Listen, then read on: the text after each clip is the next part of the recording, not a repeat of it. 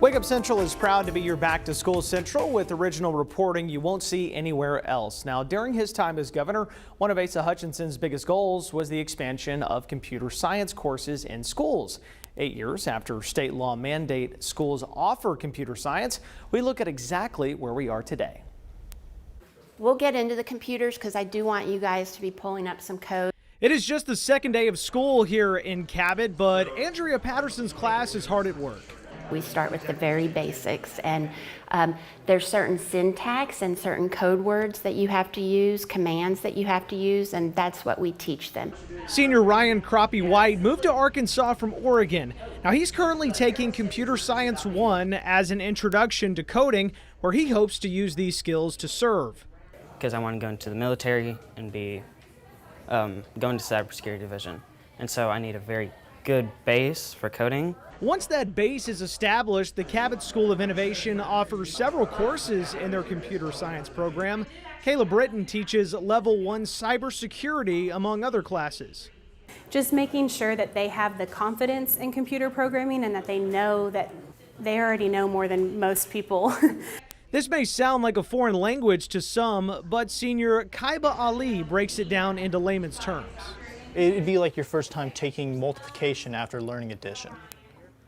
So, you already have the math part of it. Now you're just doing that in a loop almost. Since 2021, the state of Arkansas has 9 computer science course options. Now, these courses are a huge jumpstart for kids looking for a job after graduation. According to Arkansas Department of Education Business and Industry Coordinator Patrick Sawatsky, currently, employment in Arkansas is 27,529 in the information technology career cluster, with an average wage of $80,000. The field is expected to grow around 2% annually for the next 10 years.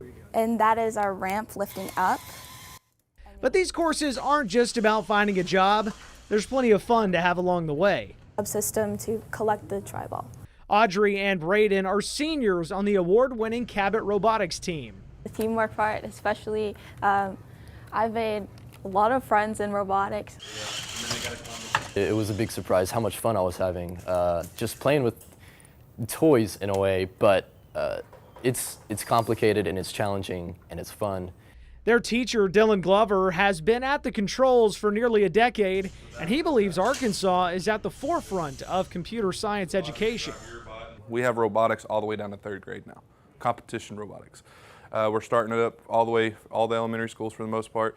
But when it comes to like outlook in the future, everything we have runs on computer science in some shape or form. Those generations saw me doing what I'm doing, having fun, they'd be really jealous. This is great.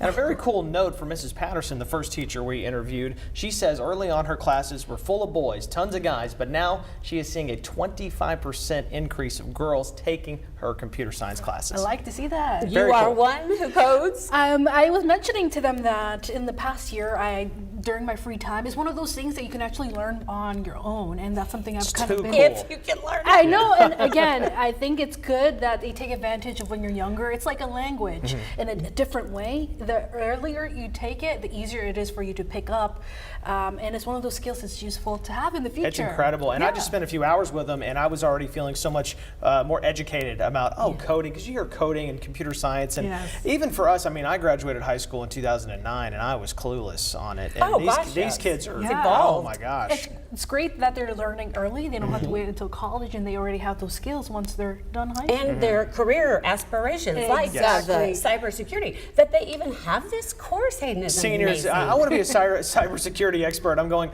I didn't know where I wanted to eat for lunch when I was a senior in high school. What was the biggest takeaway you think for the kids? I think just how prepared they are, how ready they are to go into, and if they don't want to go to school, go into the workforce, knowing exactly what to do, and they understand exactly what they need to do to succeed when they get older. And make good money. Yes, and make good money, and that's the biggest thing. Is I think a lot of times when you're in high school, you're thinking, oh, I'm going to do what I love, and we'll figure it out down the road, and that's fine.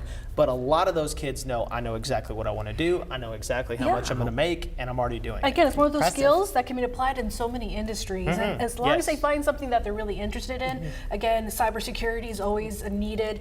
With the rise of AI in the future, it's always a good skill to Well, have. and you heard from Audrey, she wants to be an architect. So Yes, that's a and, big step for her, cybersecurity. too. And meteorology, maybe. Yeah, we do. That does involve a little bit some computer programming, depending on what you do and what field that you're in as well. So Well, you said it, too. It's problem solving. it is. It is. So it's great. Again, it's one of those things. The earlier you start, the easier it is for you to pick up. Thanks, There Amy. you go. That was Yeah, it's neat. fun. It's a lot of fun. Way to go, Cabot.